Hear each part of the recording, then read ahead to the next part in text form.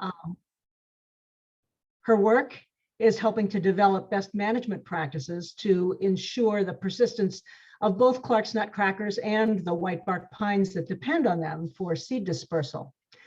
She says she feels lucky to carry out her research in the magnificent Greater Yellowstone and the North Cascades ecosystems. And I feel lucky that we have her here this evening. Dr. Shamming grew up in a log cabin in upstate New York. In fact, she's in upstate New York right now, one of the beauties of a Zoom webinar. She moved to Boston to complete her bachelor's degree in biology at Tufts University. Then she settled in Wyoming for the backcountry snowboarding. And after a couple of years of playing in the snow, she spent some time traveling the world and doing a variety of research projects on birds, amphibians, plants, and conservation. She completed her master's degree at Cornell University while developing her PhD research on nutcrackers. She finished her PhD at Cornell in 2016, and now she's continuing her research as a long-term study. She works as a wildlife ecologist through the Northern Rockies Conservation Cooperative, and she's a research assistant at Central Washington University. Dr. Shamming spends her free time exploring the woods and the world with her 6-year-old daughter, Suniva, and gardening, hiking, camping, and canoeing. And fortunately, we tonight have her here. So thank you so much for being with us, Taza, and I'm looking forward to hearing your presentation. Great, thank you, Connie, and thank you everyone for joining us. Let me just share my screen and then we'll get started. Okay, can you see the talk? Yes. Okay, great. Well, once again, hello, everyone. I am looking forward to telling you a little bit more about the fascinating mutualism between whitebark pine and Clark's nutcrackers, and then diving into my research to tell you a little bit more about what I've been looking at over the years, trying to figure out how the decline of whitebark pine trees is impacting Clark's nutcrackers.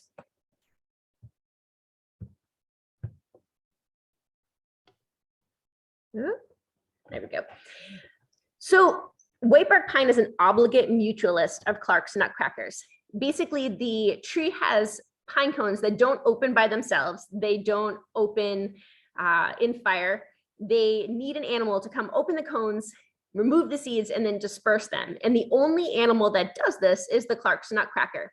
Other animals eat the seeds. Red squirrels will clip the cones, pile them up in middens, but the seeds really are only growing from nutcracker seed caches. So these trees, virtually 100%, if not 100%, depend on Clark's nutcrackers for survival, for germination and survival of the species. Now, the Clark's nutcracker, on the other hand, is a facultative mutualist of these trees. The nutcrackers seem to prefer whitebark pine whenever it's available, but they will eat lots of other foods. They eat lots of other pine seeds. They're a seed specialist where they need and use these seeds all year long from all sorts of different kinds of conifers. They are known to disperse seeds from at least 10 different conifers and then eat other varieties. But they're also opportunists. These birds are corvids. They're related to crows and ravens. And just like crows and ravens and other corvids, they're pretty opportunistic. They'll not just eat pine seeds, but they'll eat berries and rodents and roadkill, gut piles from elk who are hunted in the fall, etc.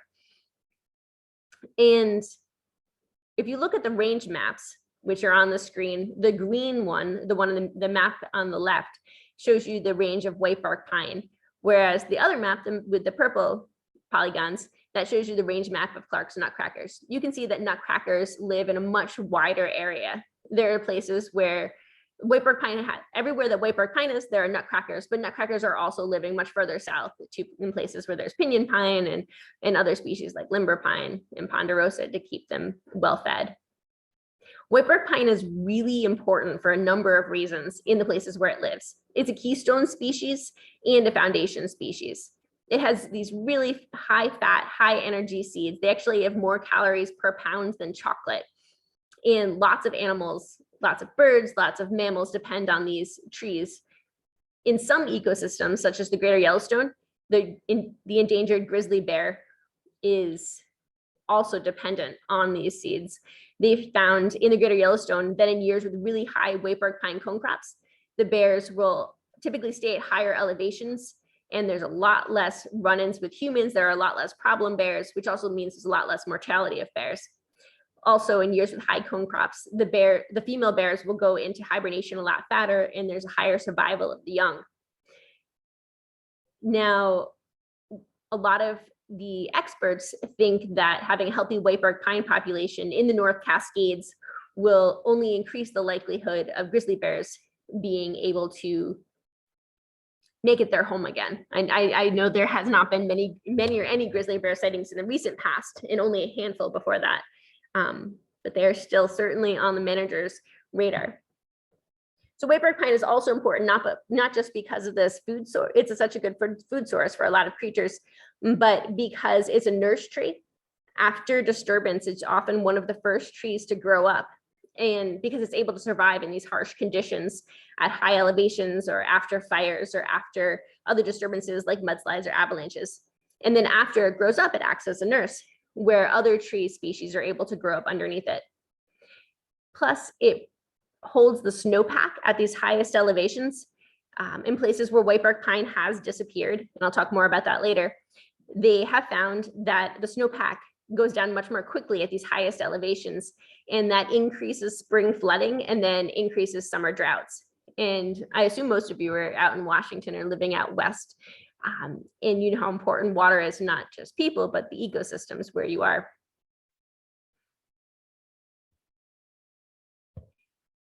Now, these nutcrackers are forest architects. People have referred to them as an unpaid crew of tree planters. It's pretty amazing what these birds do. Individuals will cache up to 98,000 seeds per bird per year. And like I mentioned, they'll cache whitebark pine when it's available, but they'll cache seeds of many other conifer species: ponderosa pine, Douglas fir, western white pine. They move seeds further than wind, rodents, and every other seed dispersing bird in North America. And they're also considered they also do directed dispersal, where they'll not just move the seeds, but they'll move them to places where folks know that it's ideal for seeds to grow. They'll often plant or cache seeds of whitebark pine about an inch deep in places where they're well sheltered, like next to a log or a rock, places that folks find are the best locations for whitebark pine and other conifer species to grow. They also move seeds across latitude, and they move them across elevations. This is particularly important in light of current climate change. We know that conditions are changing, climate is changing, habitat is changing, and these birds are able to move whitebark pine and other species from mountaintop to mountaintop, or further north, much further than they'd be able to go otherwise. We know from Teresa Lorenz's work in the early 2000s, that these birds will move seeds up to 32.6 kilometers. What you're seeing here is from Teresa's work, where those hatch marks are showing an individual's home range. And you can see that the birds are moving out of the home range into these distant harvest stands, and then bringing the seeds back to their home range. So these birds are really ecosystem engineers. They totally change the landscape. Now, whitebark pine seeds are extra special. One of the main reasons that they're preferred is that they are just so big. They're actually about the size of pine nuts that you buy at the grocery store and make pesto with.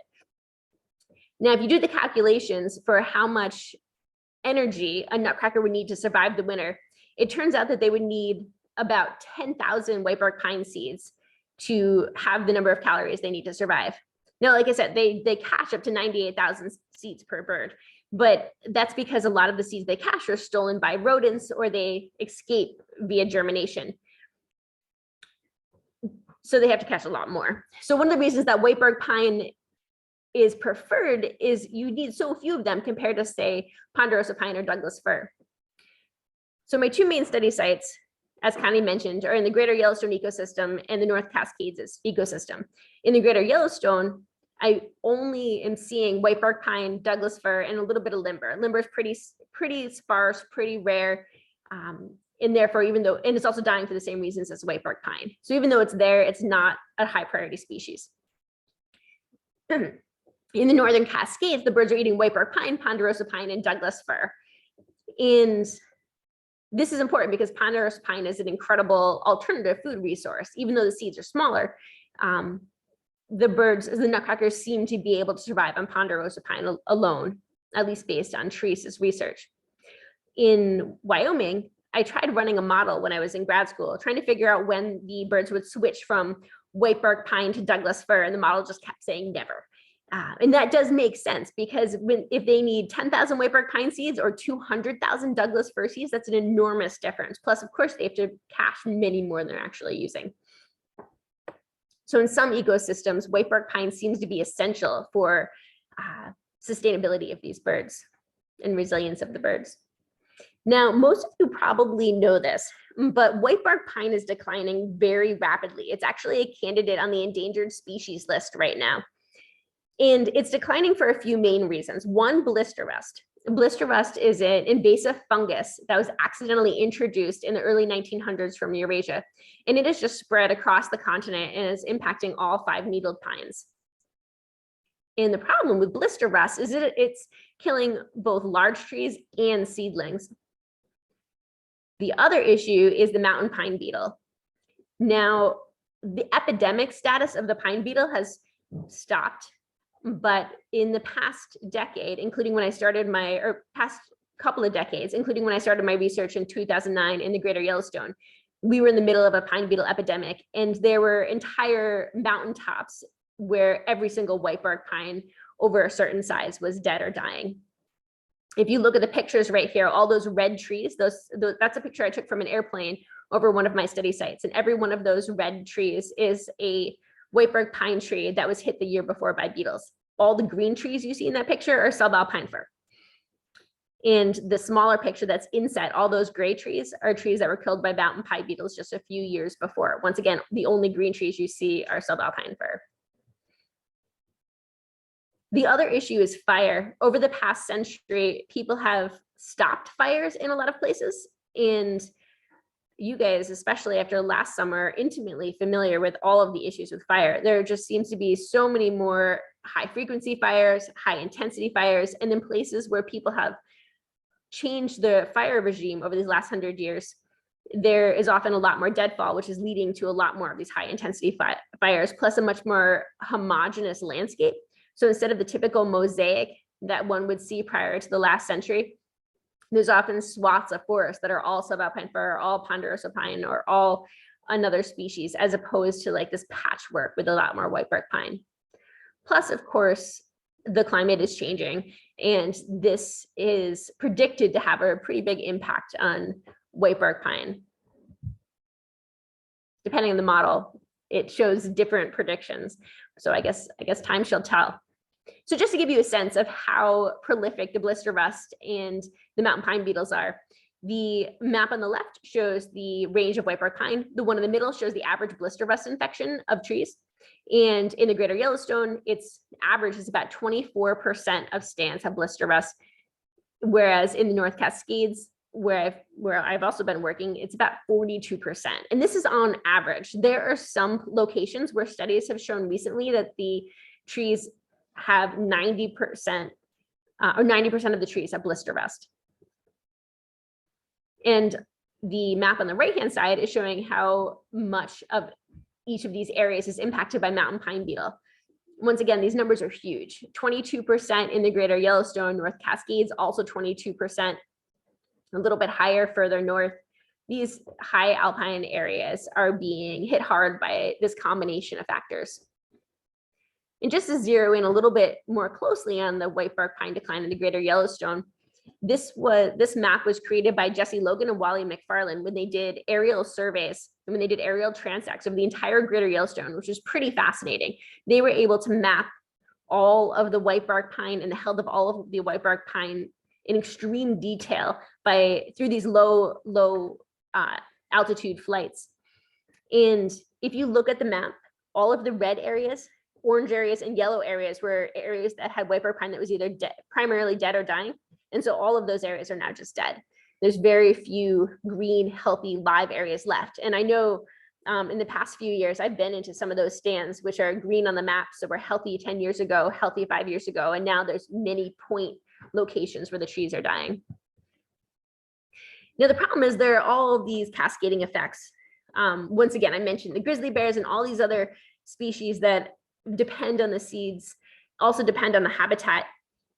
And then, of course, the water out west, our watersheds depend on these high elevation trees. And one of the problems is that there are no other trees to occupy these niches that the whitebark pine are in at this very highest elevation, in part because the trees that occupy that niche further south are dying for the same reasons or other similar reasons.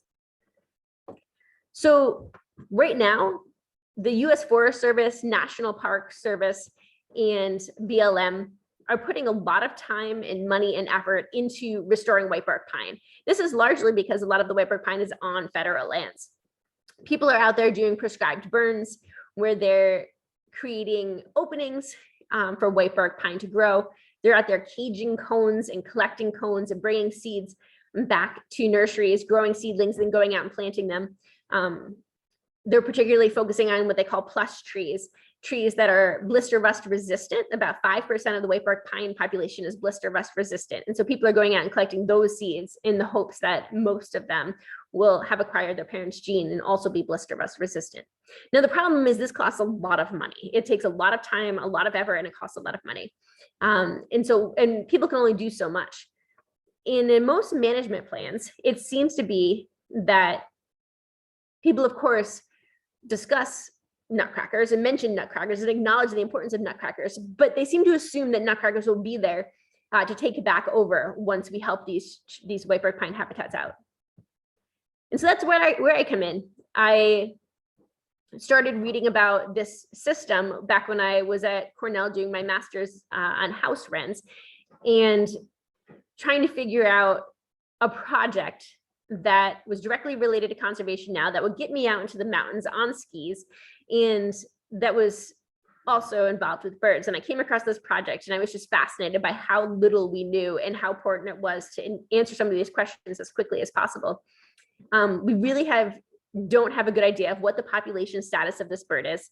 And there have been very few studies on this bird's behavior. I know prior to the work of Teresa and myself, Teresa was doing her master's with Nutcrackers just as I was starting the PhD. And now we're collaborating on our current research. But prior to our projects, there were only 5 nests monitored in the literature. And this is much more typical of a bird in the tropics, not one that lives in North America in our backyards. There's just so much we don't know, but we have learned quite a lot in the last decade. So one of the big questions is, how is the decline of whitebark pine impacting nutcrackers? And this is important because if nutcrackers are declining, then that would lead to fewer birds to disperse seeds, which would lead to fewer trees and then fewer nutcrackers, and it could become this positive feedback loop. I do remain optimistic though.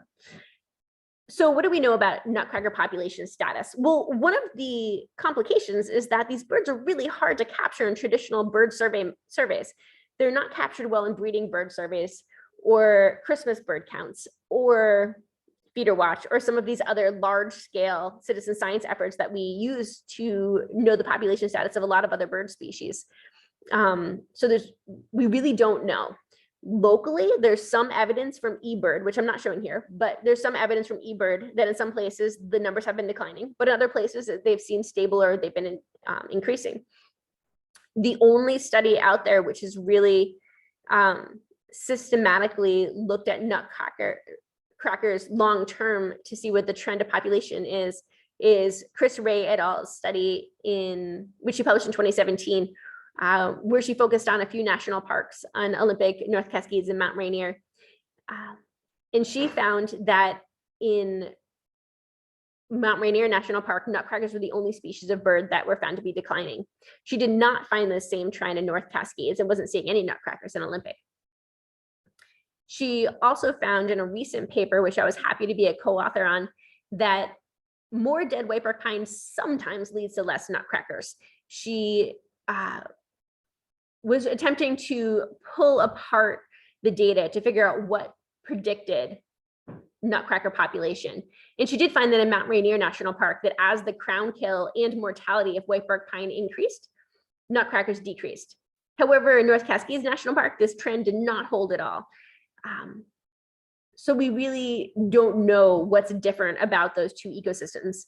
and why nutcrackers are declining so radically in one and not the other. It could be because the proximity to alternative food sources or healthier whitebark pine habitat right outside of the parks. That's to be explored. So jumping into my own research, since 2009, I've been really focusing on trying to figure out how stable and resilient this mutualism is. I've primarily been doing this in a number of ways, looking at the bird's breeding ecology, home range size, seasonal habitat selection, seasonal habitat use, foraging ecology, emigration and dispersal behavior. And then the other big piece of my research is trying to use what I find to help develop management strategies. I don't want to just write papers about the bird's behavior, which is fascinating, but I also want to take it one more step and try to figure out how what I'm learning will help managers make the best decisions possible when coming up with whitebark pine restoration strategies. So since 2009, I've tracked 187 nutcrackers. Part of this is for a long-term mark recapture project.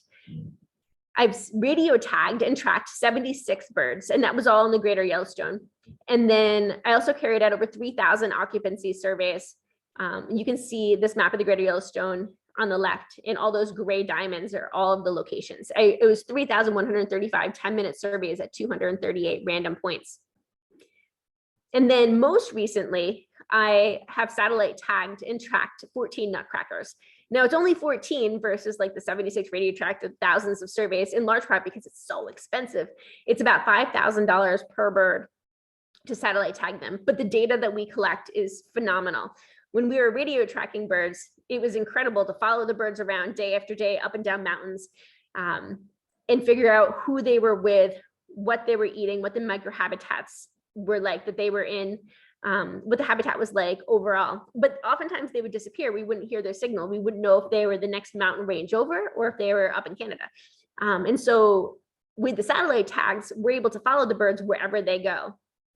And so these are all just giving us different pieces of the story to better understand these birds. So I satellite tagged first 7 birds in Wyoming as I was finishing the dissertation, and then started collaborating with Teresa Lorenz and tagged 7 birds in the North Cascades in 2018. And one of those birds is still transmitting 3 years, 11 months later. And it's absolutely possible that some of the other birds will continue transmitting. A lot of them tend to go offline in the wintertime and then start transmitting again in the spring. Now, the other big exciting project that I'm currently focused on, besides the satellite tagging, is our automatic recording units. We started a collaboration with Teresa Lorenz, Allison Scoville at Central Washington University, and I in 2020, in which we've been putting out these ARUs, these passive recording devices in whitebark pine habitat, which basically record sound from dawn till dusk. And then we get the data off of these SD cards, bring it back to the lab, and we look at the spectrograms to document nutcracker presence or absence every day, as well as time to occurrence. So in 2020, we had our first pilot year working with some incredible Central Washington University students. And we had 12 sites where we collected 906 days of data. One of our undergrads actually manually went through all 906 days to figure out presence, absence of nutcrackers, as well as time to detection. We have not yet gone through our 2021 data. After I finish the spring's field season, I'm going to start working on an automatic detector program so that we can get the computer to do a lot of the work for us. So in 2020, we put out 12 sites. 2021, we put out 32 sites, the same 12, and then additional locations. Also, Vlad Kovalenko and Lisa Bate in Glacier National Park started a ARU nutcracker study in 2020 as well. And so I know Vlad and I are both really excited to see each other's results, to see how similar they are or how different they are, to see how birds are behaving differently in these two ecosystems. Glacier right now has had whitebark pine that is completely decimated. There's very few healthy stands. The other piece of the project is citizen science.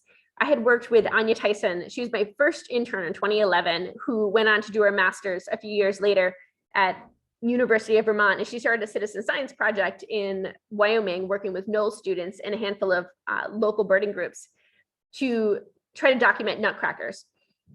We are hoping to continue that work in Washington.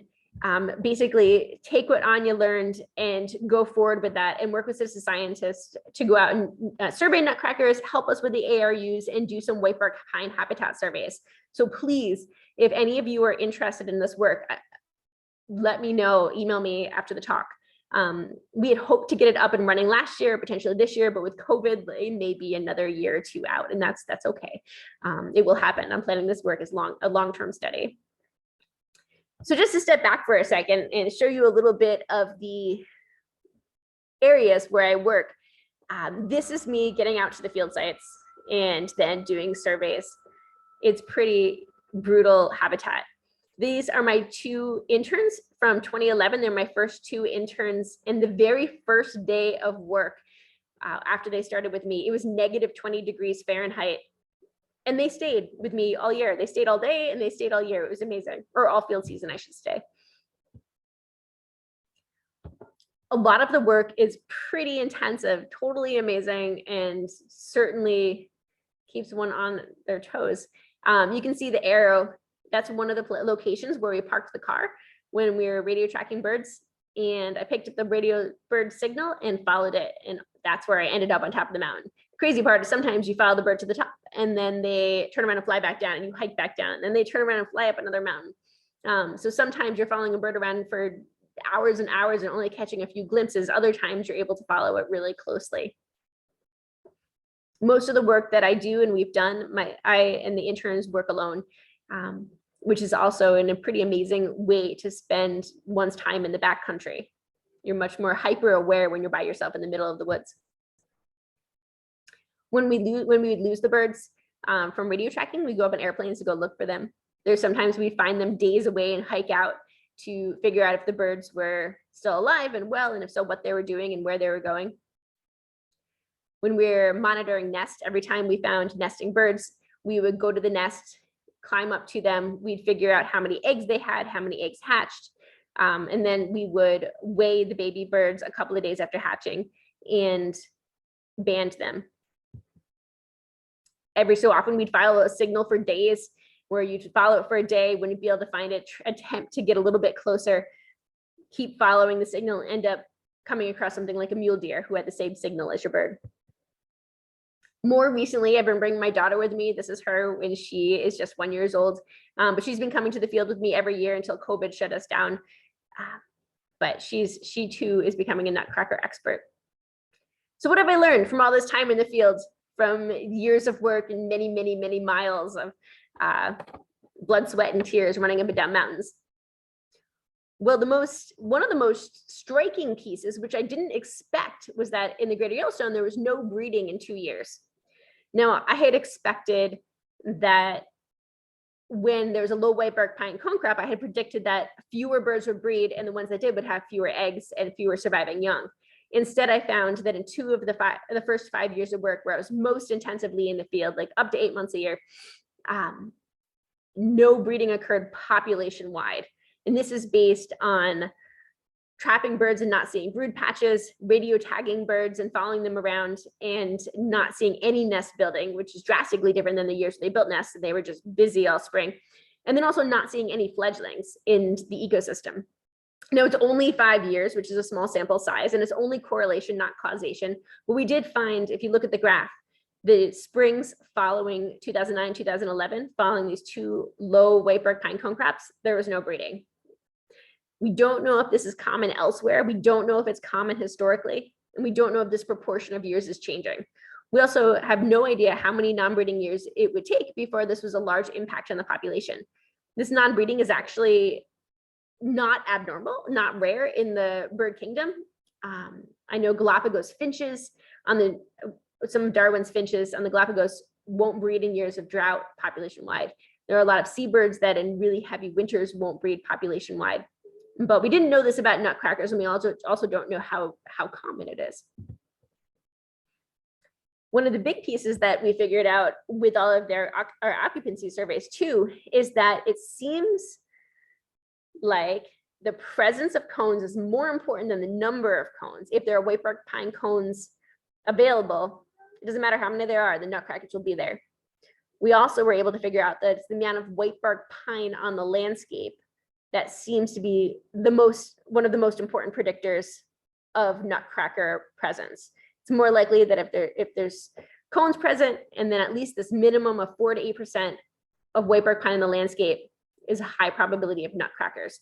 Less than that on the landscape, there's a much lower probability. Now, the reason this is important is because earlier research on nutcrackers and their relationship with whitebark pine had found that it was cone density that was really important. And so a lot of managers have been really focused on increasing the number of trees in a stand and not necessarily on increasing the number of stands on a more of a landscape scale.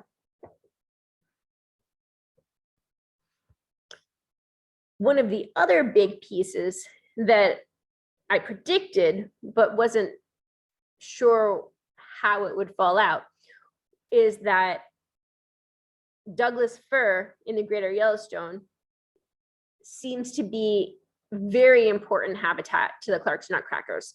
We know that it's an alternative food source. We expect it to have some importance, but we found that the ideal habitat for Clark's nutcrackers seems to be an area with a minimum amount of whitebark pine in the landscape, like 4 to 8%, as well as a moderate amount of Douglas fir. If there's no Douglas fir on the landscape, it seems that the nutcrackers are less likely even to inhabit the whitebark pine trees. And so what you're looking at here with these graphs on the left-hand side, the middle, and the right, it's all showing that as the amount of Douglas fir in the landscape increases, the occurrence probability of nutcrackers increases and then levels off. That's that black line. The gray bars are showing the variability of nutcracker occurrence. And what's different is the graph on the left is showing how nutcrackers are influenced by Douglas fir when there's very little whitebark pine. The middle is showing how nutcrackers are influenced by Douglas fir when there's an average amount. And then on the right-hand side, the nutcracker occurrence is influenced by Douglas fir when there's a lot of whitebark pine. When there's a moderate amount of whitebark pine or a lot, Douglas fir seems to be, there's a lot less variability in nutcracker occurrence. Whereas if there's very low whitebark pine, it's less likely nutcrackers will be in Douglas fir. And the reason this is important is because managers are often not considering the mosaic of trees surrounding whitebark pine when they're figuring out where to restore the trees. And this mosaic in the landscape, these alternative habitats, Douglas fir in the Greater Yellowstone, Douglas fir and ponderosa pine in the North Cascades, may be this mosaic of different types of trees in the landscape may be one of the most important things of trying to figure out where to restore and how to help the whitebark pine. Now, Douglas fir seems to be really important from other studies as well. One of my earlier studies where I looked at the radio tracking, I found that nutcrackers actually selected for Douglas fir during the breeding season and pre-harvest home range. So at certain times of the year, they were actively seeking out Douglas fir. Williams, who worked in Colorado, where there is not whitebark pine, but there's ponderosa pine and Douglas fir and limber, he found that Douglas fir was primarily important for non-foraging purposes, for habitat, not necessarily for foraging. And then one of the most fascinating things that I learned recently at the Whitebark Pine Ecosystem Conference was that Clayson suggested that the northern range of whitebark pine up in British Columbia is limited by the Douglas fir range. Like basically she did these incredible models showing that the reason it seems to be that the reason whitebark pine isn't any further north is Douglas fir is not any further north. Like all of the models showed that whitebark pine could live further to the north, but it seems the nutcrackers are not choosing to move the seeds further north because there's no alternative food source. And the only alternative food source that's close to that area is Douglas fir.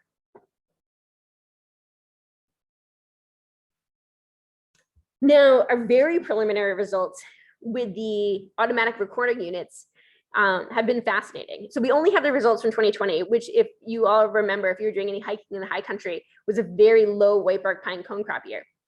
And I threw this figure up on the top showing how many days of data we have. Those are the 12 sites. Each dot shows a day for which we have data. We're able to collect this enormous amount of data, which is just going to be an incredible data set to use to answer some pretty important questions.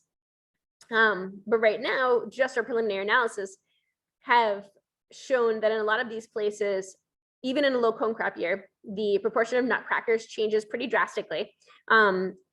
If you look at the pie graphs, you're often seeing these fully white circles that then have more and more blue. Fully white is absent, and then it's the proportion of days of that month where the birds are absent versus present. And what we found that was interesting is that the only predictor of what would lead to nutcrackers moving into a place where they had not been previously was Douglas fir on the landscape. So all of these sites are in whitebark pine habitats. And so oftentimes nutcrackers aren't there, and then they move in, and it's based on whether or not Douglas fir is surrounding them. And then the only reason that the birds left a site where they're present was date. And that makes sense because it corresponds to the date that cones first mature and then cones decline and are depleted. I'm really excited to look at that data for 2021 because that was a bumper whitebark pine cone crop. So we're planning to do some more sophisticated analysis as time goes on. Now, switching gears a bit to talk about the satellite tracking work, which is one of the pieces that I'm most excited about right now, along with the automatic recording units. So my main objectives with the satellite telemetry, I'm neck deep in writing a paper on this right now. But I'm looking at the seasonal home ranges in the core use areas, long distance movements, habitat selection, and then eventually I'll be creating resource selection function maps. The map at the bottom, you can see Washington, all of 7 birds have stayed in the same general area, and this is up to 4 years of data. Whereas you can see in the middle map, these are the Wyoming birds. I trapped the birds in the greater Yellowstone in northwest Wyoming. 5 of them left that area. 4 went up to Utah, 1 went up to Montana. The 4 that went to Utah stayed in Utah all winter. 1 then went offline, unfortunately, but the other 3 went back to Jackson. This is typical migration behavior, which we were not expecting to see. We know that these birds are facultative migrants. We've known for decades now that they'll move across the landscape in years with widespread cone crop failure, but we did not expect to see such large-scale regional movements in a year with a moderate cone crop. So what we figured out with the satellite tracking work is amazing so far. The top graph shows what we knew from the literature, what we knew from Teresa's radio tracking work in Washington and my radio tracking work in Wyoming. We had estimated pretty small range sizes other than Teresa's estimate of the Washington harvest season. But it was, as you can see, that was really variable. I have all these graphs on the same scale. On the bottom 2, you don't have to pay attention to the numbers. I think the most important thing here is just to look at the variability. Each of these boxes is showing a different season, either the seed harvest season or the rest of the year, in a different year, in a different location, Wyoming or Washington. And it's hugely variable, but it's a lot, all of these range estimates are a lot bigger than what we were finding with the radio tracking. The maximum home range size of the birds that I found so far in Washington for the harvest season was 12,000 hectares, and the non-harvest season was 25,000 hectares. Just to put this in perspective, 25,469 hectares, this maximum size of a non-harvest season home range, is 9% of North Cascades National Park. These birds move over an enormous area. And this is particularly important for managers because you need to know how much of the landscape an animal uses in order to best protect the amount of area that they need. One can't necessarily manage for these birds on a watershed scale or within a national park. One really has to work across boundaries. And just to zero in on some of the details, this is some of the most, this is fascinating to me. But we found that all 7 Washington nutcrackers stayed in the same general area. As I said before, this is just one of the birds that I'm showing. All the colors are different season year combinations. So for example, the purple is the 2020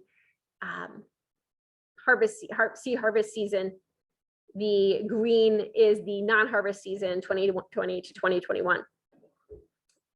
On the right-hand side, that top is showing that during the harvest season, they used the light blue area. And then the following non-harvest season, they expanded a little bit, used more area. This was a year with a moderately high cone crop. In the middle of those three, a year with a moderate cone crop, they moved from that blue area during the harvest season to a little bit larger area during the non-harvest. It makes sense they're using more area during the non-harvest season because they're eating other foods. But then we saw what we expected during a low cone crop year. On the bottom right-hand side, the birds moved over a much larger area during the harvest season. And then surprisingly, they actually decreased the area that they're using during the non-harvest season. This is what we expected to see. What we didn't expect is that some other birds didn't show this pattern. Some other birds actually moved over a larger area during a high cone crop. And so we're trying to figure out why.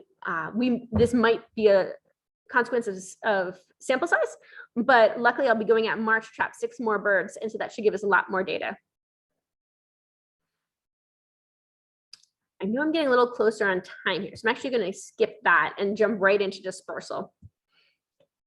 So as I mentioned, the Wyoming birds moved these huge distances. I had found in 2012 that the radio tagged birds, 71% of the radio tagged birds disappeared during a high cone crop.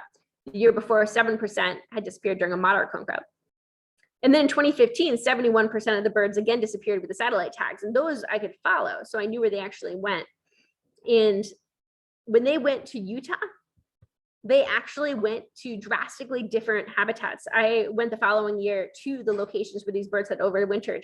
And one of them was in pinyon pine habitat, one was in limber pine habitat, one was in Douglas fir, and one was in ponderosa pine. So I think one of the most important things to see here is that these birds are really seem to be depending on multiple different ecosystems, and that the health of the Greater Yellowstone or the North Cascades or these other ecosystems that we're trying to protect may really very well depend on the health of ecosystems that are quite far away. Also, we don't know what triggered these birds to leave. All these birds that left and went to Utah to overwinter had all stayed in Jackson the year before. And we don't know what triggered these individuals to leave and not other ones. Some birds did stay in the ecosystem all winter. We also don't know if this large-scale movement was common historically, or if they're doing it more now. And if they are doing it more now, we don't know how that's impacting their fitness. And in Washington, there was no long-term dispersal. There's no long-distance dispersal, and we don't know what's different. These are all of the points from February 2018 till September 10th of 2021.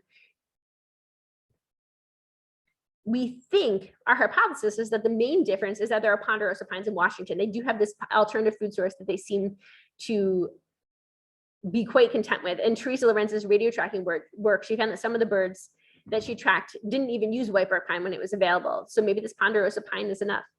The alternative is that it could be there's more feeders. Teresa had mentioned that the population of people in Washington has increased drastically. And when I looked it up, I saw that over the past 50 years, the numbers have gone up in the Eastern Cascades quite a bit. And we also know from a lot of the Cornell data that the number of people feeding birds has gone up. And it's possible that these birds are actually switching up their strategies and depending on feeders in years with low cone crop. And that's one of the reasons they might not be moving. Now, no need to study this too hard. The basic idea here is whenever one of these lines crosses over that horizontal line in the middle, that means that a bird is using a habitat in relation to its availability. Like if there's more whitebark available, they use more. If there's less, they use less. We found in my very preliminary habitat selection analysis, which I'm working on now, that the only habitat these birds were selecting for is Douglas fir and ponderosa pine combined. They weren't selecting for Douglas fir alone, ponderosa pine alone, or whitebark pine alone on average. But when you look at the individuals, which are the right-hand side graphs, and you'd really need to study this for a while to really drill into them, but all of the birds, in all of the individuals selected for this Douglas fir and ponderosa pine combined habitat, half of them selected for whitebark pine and half of them actively selected against whitebark pine habitat. So here are these birds that whitebark pine is depending on, and half of them seem to be avoiding whitebark pine habitat. So there's a fascinating story here, which I need to drill deeper into and look at the rest of the data to really try to extract the story. So finishing up there. There's lots to learn, so please stay tuned. There's still so much more work to do. But one of the main things that I keep coming back to, and I feel like I have to mention, is to remind people, it's just, and I know you all know this, but everything is connected and nothing is untouched by humans. Here are these majestic, amazing trees living on these high alpine remote areas that are dying from an introduced fungus and mountain pine beetles, which have moved up in elevation and have been living longer in the summer and have been having 2 broods instead of 1 brood in many places during the year because the climate has warmed in the past couple of decades. So here, this fungus and these beetles that have moved or changed their life history because of humans are attacking these trees, these high elevations.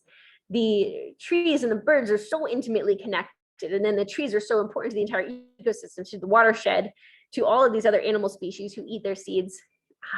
And these birds are not just important for whitebark pine, but for dispersing seeds of all these other pine trees. Everything, there's all these lines that are fitting everything together. And I think you guys are here right now, so you obviously all care and are doing something to help protect the plants and species of the Northern Cascades. But I wish you luck in doing as much as one can. I need to acknowledge all of the amazing people and funders who have helped me with this research so far. And then I need to send out a particularly huge thank you to my collaborators, Teresa Lorenz, Allison Scoville, Peter Singleton, and Jason Ransom, as well as Seattle City Lights and my other current funders. And a huge thank you for just being so patient. It has been a crazy few years being the mother of a young child in the midst of COVID. And I'm grateful that everybody has been patient and that we are moving forward with this work. And then finally, with this beautiful drawing that Masaki did, I'm ready to take some questions. Thank you very much, Taza. That's the work that you're doing is just terrific. And you have recruited at least 1 volunteer here. So I will pass that information along to you. Great. Right after we sign off. So I have a few questions here. The first one is, what is the lowest elevation that whitebark pine will grow? Okay, so that depends on the location where you are. It seems that whitebark pine grows only at higher elevations in Wyoming compared to Washington, and then even within Washington, there's been a lot of discussion over this, and I don't know the exact answer, but email me after and I can dig through to come up with what we've come up with. But it's about 4,000 feet. But it seems like they're growing lower at some of the northern elevations and much lower than we expected. And I keep getting emails from folks that I've been asking about this saying like, oh, what about that stand at this other random place is at 3,800 feet or 4,200 feet. So they're growing lower than we realized. And it changes depending on where you are. I certainly think that the Nutcrackers will cache them lower if there's a good spot. Absolutely. I know I've seen them growing at lower elevations, but they don't compete well with the other species. Exactly. Yeah. So here's a question. How soon can one expect Eastern Washington State whitebark pine seedling plantings at higher elevation sites? And is there progress toward this goal? And I know that there has been planting going on since, I don't know when exactly, but at least the mid 2000s. So that has been ongoing. And I think Betsy Goodrich, Dr. Goodrich is going to talk to us in a month about whitebark pine and relationships with blister rust. And I think she will probably address that because we have access now to more resistant stock. So yeah, so join us on the 17th of February and we can talk more about this. Okay, so you have a volunteer here. Are humans planting whitebark pine farther north than their current range in Canada, rather than just depending on the Nutcrackers?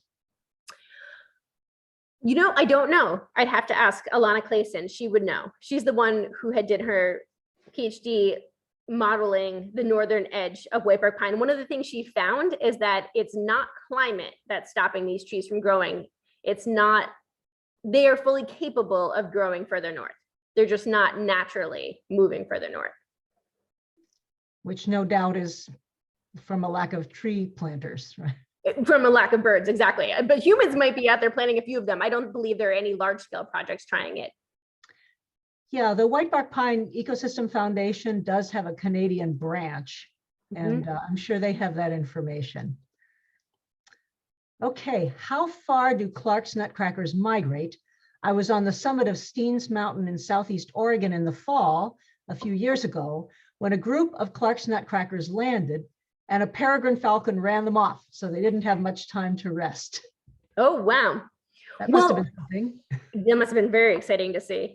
How far do they migrate? Well, no one had any idea of how to answer this question until our recent satellite data. And so I found that of the 7 birds in Wyoming, the 4 that went to Utah went up to 650 kilometers away. So that's a pretty good distance away.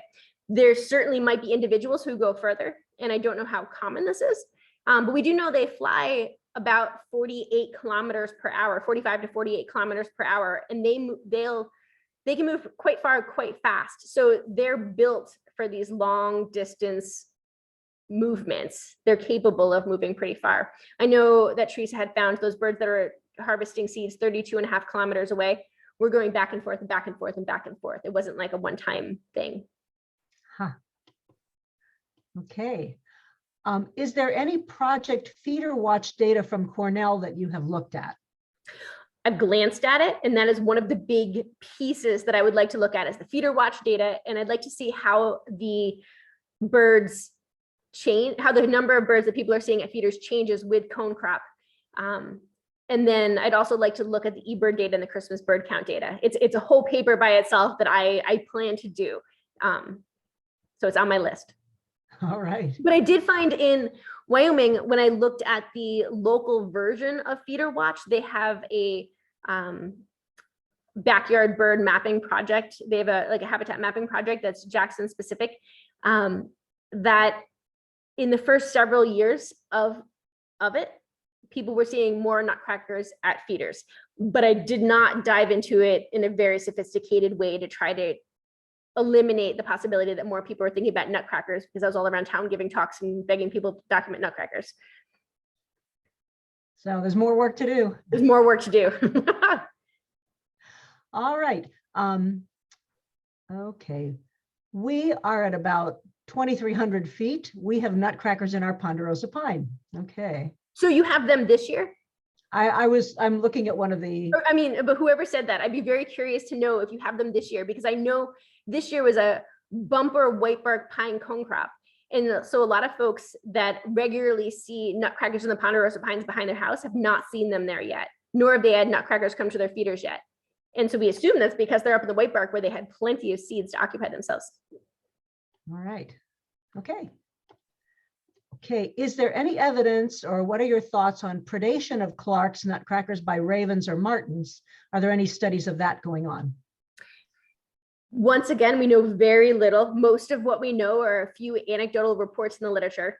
I went all the way back to the early 1800s and read every possible thing I could possibly find about nutcrackers. And then the radio tracking data. I did find one of our radio tags on a dead bird in a pine marten den. We know pine martens do kill nutcrackers. As far as ravens, I think it's highly unlikely that they would be depredating the adults, but I did find evidence at multiple nests that ravens had eaten the eggs. Red squirrels also eat the eggs. Mm-hmm. But the hawks, there are a few times we found dead nutcrackers that seem to have been attacked by some kind of bird of prey. Okay, thank you. Someone's asking if you can elaborate on whitebark pine seed germination. Elaborate on it. No, I'm not as much as an expert as I'd like to be on how whitebark pine seeds germinate. I know they'll often last in the seed bank for a very long time. So if you plant one year, it may take multiple years for it to come up. And so that's an important piece to remember. But other than that, I'm not We sure. could I cover think that in another presentation. Yeah. Yeah. So, okay, we have a question about the reseeding and planting of resistant whitebark pine. We'll be covering that next month, again on the 17th of February. We'll be sending out a notice. Okay, here's some. This says, when we first met you and you put tracking devices on Clark's Nutcrackers in our yard, we had many Nutcrackers taking advantage of suet feeders. Okay, we haven't seen them this year. Can we hope to see them again? I saw them in October on Tiffany Mountain, where they were crazy for the whitebark pine. I also saw them on the Cutthroat Pass Trail in the fall. So that's all in up in the north, like Okanagan County. So I think you've already addressed that. So yes, you will see them again. I think it's just they're up at those high elevations in the whitebark. And for all those folks who were amazing enough to let me come trap some Nutcrackers at their feeders in 2018, I have that on my list, but sooner than some of these other things, to send out another update to you before I get back to the field in March. So stay tuned for some more details. Great. Will it be useful to your research to have eBird data on where in the Cascades folks see Nutcrackers? Absolutely. This is that paper that's on the list that I plan to get to within the next couple of years. Having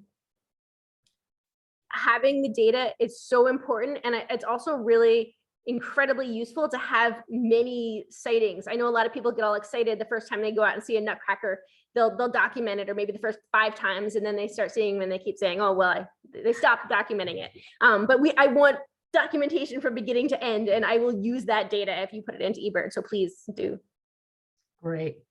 And then we have one more question about efforts to eradicate rabies as the alternate host for blister rest. Betsy. Again, we'll be covering that next month. So, okay. I don't see any other question. Oh, wait a minute. Maybe I do.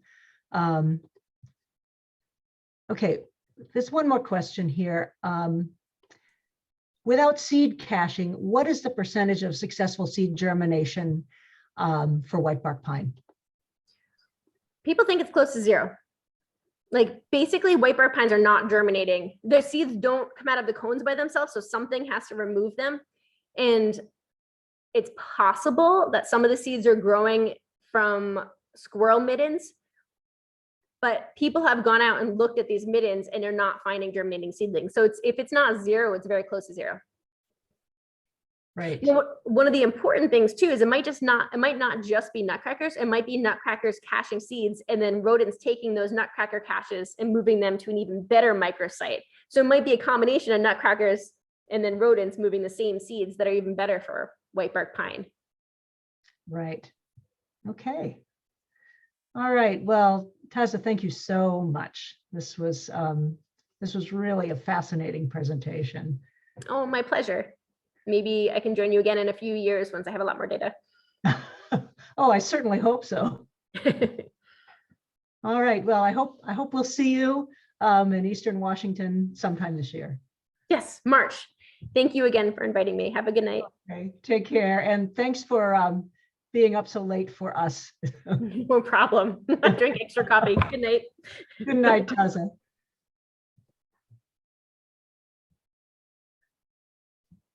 Okay.